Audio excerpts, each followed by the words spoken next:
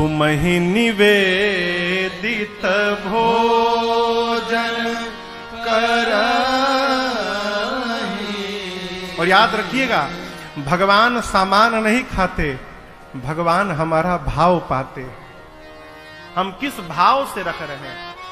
एक व्यक्ति ने कहा, महाराज हम 4 रोटी लगाते हैं, भगवान तो खाते ही नहीं। 2 घंटा थाली रखो तो 4 ही रोटी रहती है, तो लगाने का क्या मतलब।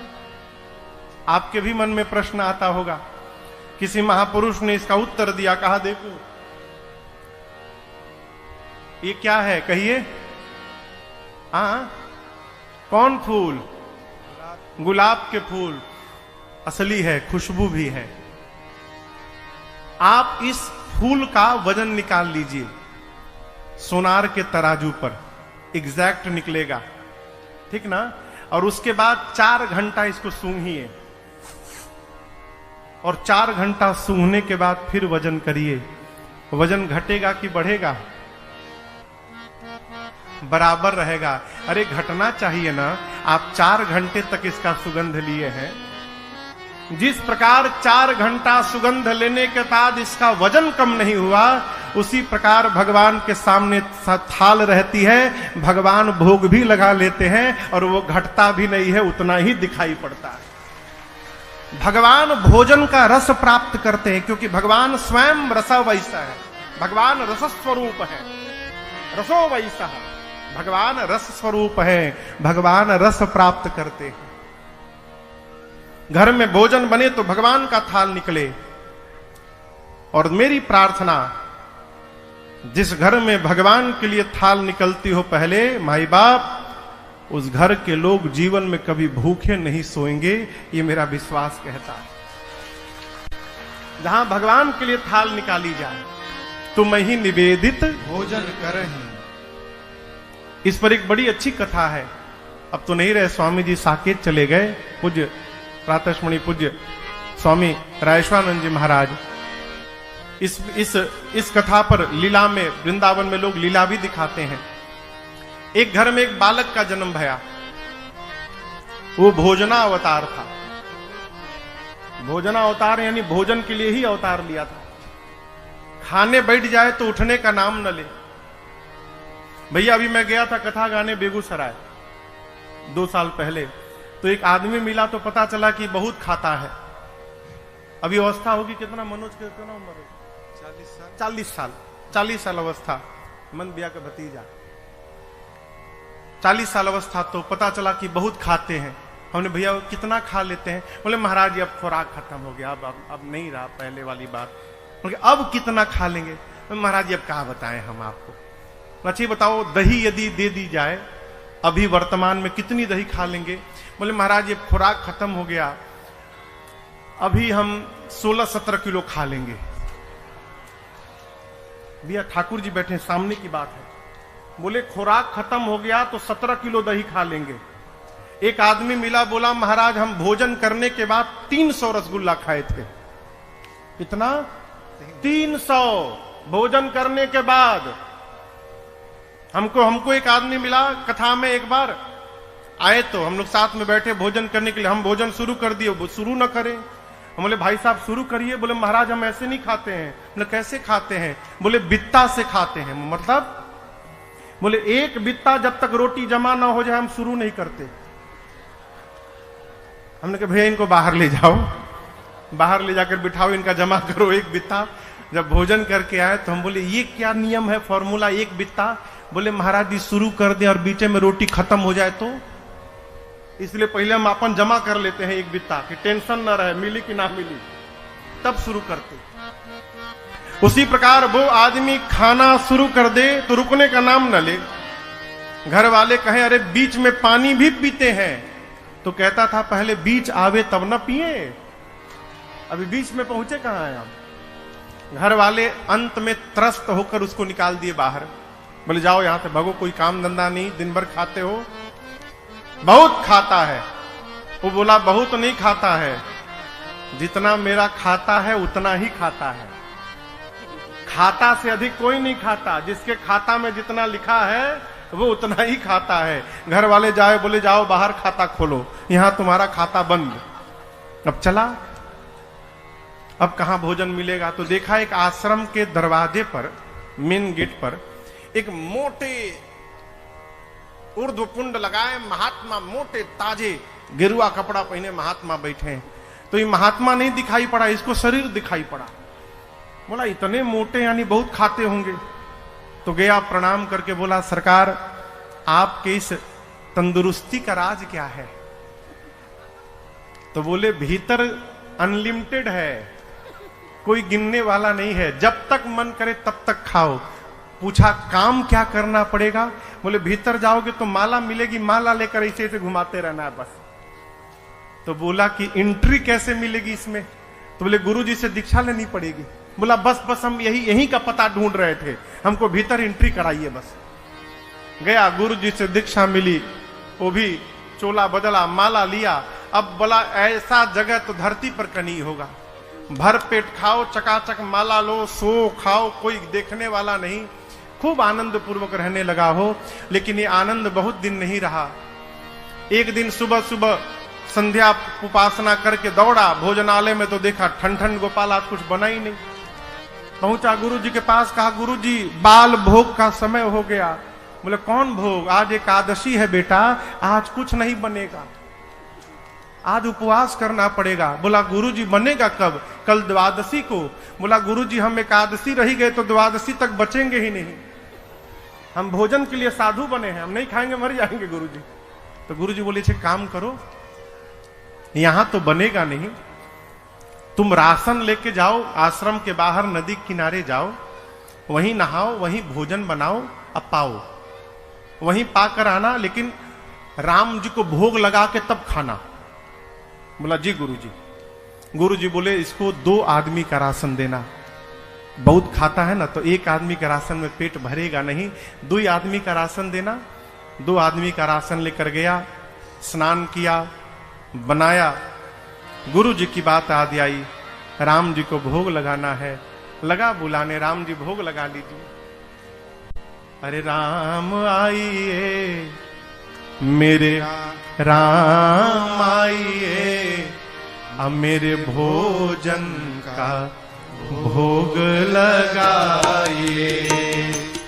मेरे राम आइए, प्रभु राम आइए, मेरे भोजन का भोग लगाइए। हाँ मेरे भोजन का भोग लगाइए, मेरे भोजन का भोग लगाइए। आधी घंटा कहता रहा राम जी आइए भोग लगाइए, राम जी आइए भोग लगाइए, कोई आया ही नहीं। आवेश में आ गया, कहा आपको लग रहा हो कि आश्रम में मिलेगा, तो वहां ठन ठन गोपाल है, वहां के मारे मैं यहां आके बैठा हूं। भोग लगाना है तो आके भोग लगाइए, नहीं तो मैं शुरू हो जाऊंगा, मैं लगाने लगूंगा, दोबारा नहीं बुलाऊंगा। जैसे इस भाषा में बोला, उसके सामने भगवान प्रकट हो गए। लेकिन अकेले राम जी प्रकट नहीं भये, सीता राम जी दोनों लोग प्रकट हो गए। अब कहां उसको भगवान को देखकर नाचना चाहिए, उदास हो गया। क्यों उदास हो गया? 2 लोग का राशन लाया हूं, बुलाया था राम जी को, राम जी सीता जी को लेकर चले आए, यही 2 लोग भोजन कर लेंगे तो हमको क्या मिलेगा आज? कहा भोग लगाइए, हम तो आप ही को बुलाए थे केवल। भगवान बोले हम इनके बिना जाते कहां हैं, हम दोनों लोग साथ में ही आते हैं। भोग लगाए प्रभु और मैया, थोड़ा सा बचा, बेचारा खाया। कहा अगले एकादशी को भी आप दोनों लोग आएंगे ना? बोला हाँ हम ही दोनों आएंगे, और कौन आएगा? गया अगली एकादशी में, कहा गुरुजी राम जी अकेले नहीं आए थे, सीता जी भी आ गई थी, इसलिए 3 आदमी का राशन दीजिएगा कम से कम। गुरुजी सोचे लगता है भूखा रह गया होगा, इसीलिए बहाना बना रहा है, चलो 3 आदमी का राशन दो। गया बनाया, बनाकर बुलाने लगा, मेरे राम आइए, मैया साथ लाइए, मेरे भोजन का भोग लगाइए। मेरे राम आइए, मैया साथ लाइए, मेरे भोजन का भोग लगाइए। भोजन का भोग लगाइए। जैसे बुलाया सीता जी, राम जी, लक्ष्मण जी तीनों प्रकट हो गए। जब सीता राम लक्ष्मण जी आ गए तो बोला ये कौन है? राम जी बोले मेरे भाई है, पिछली बार तो नहीं आए थे। राम जी बोले छूट गए थे। बोला ये भी खाएंगे? तो राम जी बोले आए हैं किस लिए? बोला बताए तो नहीं थे आपकी ये भी आएंगे। अब भगवान बोले भूल गया था। लक्ष्मण जी सोचे भगवान कहां लेके चले आए, इतना दिव्य मेरा सत्कार हो रहा है यहां पर। बोला आए हैं तो पाए। अब सीताराम लक्ष्मण जी पाए, फिर उसको थोड़ा सा बचा, आधा पेट पाया। गया गुरु जी के पास, अगली एकादशी में कहा गुरु जी अब की बार 5 लोगों का राशन दीजिएगा। दिमाग लगा लिया, 2 का ले गया था, 3 आए, 3 का ले जाऊं, कहीं 4 आ गए तो 5 का ले चलो। अगर 1 बढ़ा के भी लाएंगे तो हमको तो कम से कम मिलेगा।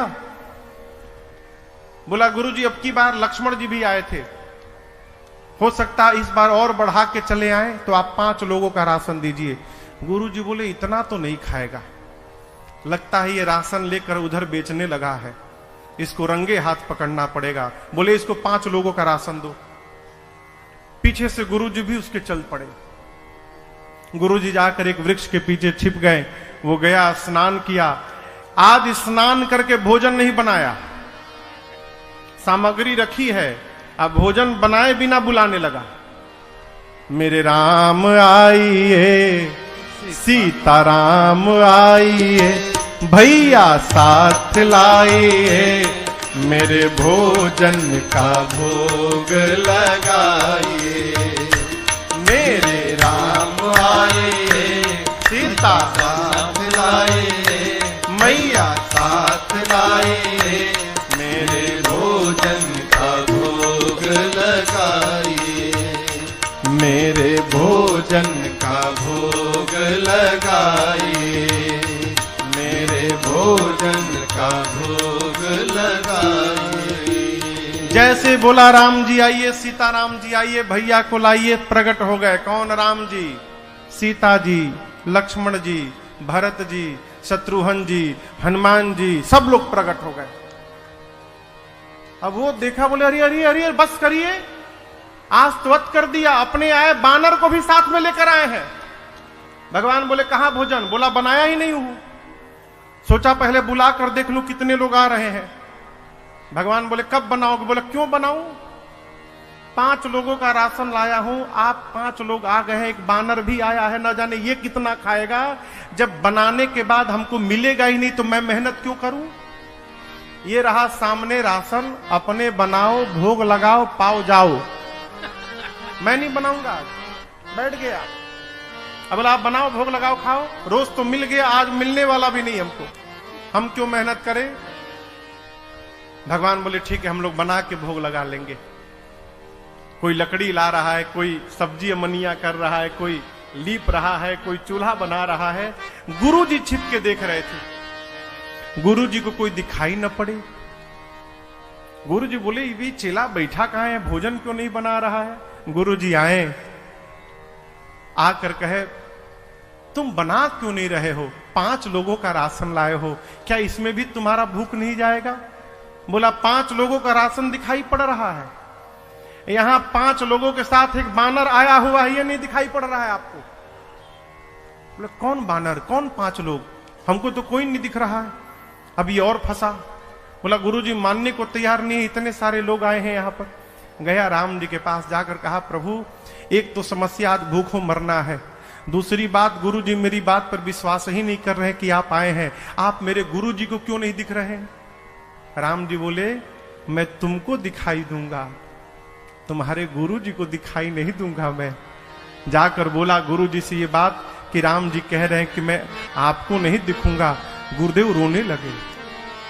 गुरुजी समझ गए कि इसको भगवान का दर्शन हो रहा है, लेकिन मेरी भक्ति आज तक उतनी नहीं पकी कि मुझे भी भगवान का दर्शन हो। अपने दुर्भाग्य पर सदगुरु को रोना आ गया और शिष्य गुरुदेव को रोते हुए बर्दाश्त नहीं कर पाया। जाकर राम जी के चरणों को पकड़ लिया, कहा प्रभु मैं तो भोजन करने के लिए साधु बना था, मेरे गुरुजी तो कितने ज्ञानी हैं, धर्म भी जानते हैं, वेद भी जानते हैं, नियम से भी रहते हैं, उसके बाद भी आप मुझे दिखाई दे रहे हैं और मेरे गुरु जी को नहीं दिख रहे हैं। राम जी ने कहा, पुत्र सत्य है कि तुम्हारे गुरुदेव ज्ञानी हैं, लेकिन बेटे जितने सरल तुम हो ना, उतने सरल तुम्हारे गुरु जी नहीं हुए हैं, इसलिए मैं तुमको दिखाई दूंगा, तुम्हारे गुरु जी को नहीं दिखाई। भगवान के चरणों में गिर गया, कहा प्रभु मेरे लिए एक बार आप गुरु जी को दर्शन दीजिए। तो भगवान ने उनके गुरुदेव को भी दर्शन दिया, पंचायतन दरबार के साथ दर्शन दिया। ये क्या है? तुम ही निवेदित भोजन करही।